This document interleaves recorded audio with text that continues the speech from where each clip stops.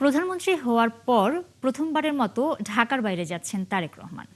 আগামীকাল দিনাজপুরের কাহারোল থেকে বিভিন্ন এলাকায় ৫৩টি জায়গায় খাল উদ্বোধন করবেন তিনি। তার সফরের কর্মসূচি নিয়ে ব্যস্ত বিএনপি নেতাকর্মীরা। এদিকে সাধারণ মানুষ উচ্ছ্বসিত প্রধানমন্ত্রীর আগমনে।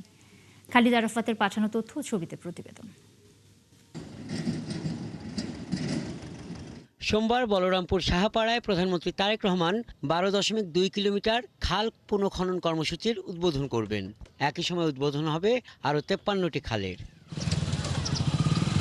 তার সফর ঘিরে দিনাজপুরের সাজ রব। এরই মধ্যে সব ধরনের প্রস্তুতি সম্পন্ন হয়েছে।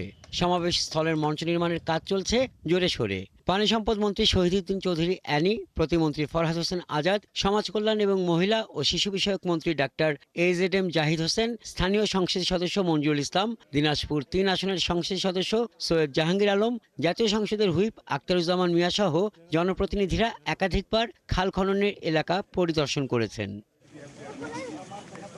খাল খনন উদ্বোধনের পর তিনি যাবেন দিনাজপুর সদরের উপশহর এলাকায় শেখ ফরিদগঞ্জ গোরস্থানে তার নানা ইস্কান্দার মজুমদার, নানি তোয়েবা মজুমদার ও খালা খুরশেদ জাহান হকের কবর জিয়ারতে। বিকালে গৌড়ে শহীদ বড় ময়দানে সুধী সমাবেশ ও ইফতারে অংশ নেবেন।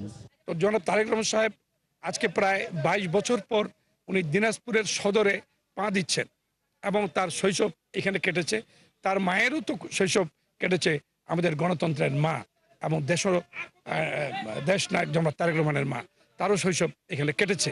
তো আমরা দিনাজপুরের মানুষ অধীর আগ্রহে আছি এই ২৪ ঘন্টা যে ওনাকে আমরা দর্শন করতে পারবো। তারেক রহমানের মা সাবেক প্রধানমন্ত্রী বেগম খালেদা জিয়ার ছোট থেকে বেড়ে ওঠা দিনাজপুরে, তাই তারেক রহমানকে নিয়ে দিনাজপুরের সাধারণ মানুষের উচ্ছ্বাস বেশি। এই যে খাল খনন যে প্রক্রিয়া, এটা নির্বাচনের আগেই একটি প্রতিশ্রুতি ছিল। দিনাজপুরে প্রধানমন্ত্রী তারেক রহমান যখন আসছেন তখন শুধু বিএনপি নেতাকর্মী না, এই উত্তর অঞ্চলের মানুষের, দিনাজপুরের মানুষের একটা আনন্দের ধারা অব্যাহত বয়ে যাচ্ছে। বিএনপির নির্বাচনী ইশতেহার অনুযায়ী দেশের ৫৩ এলাকায় একযোগে খাল খনন কর্মসূচি শুরু হচ্ছে দিনাজপুর থেকে। হাসান আহমেদ, ৭১। উৎসবে ভালোবাসা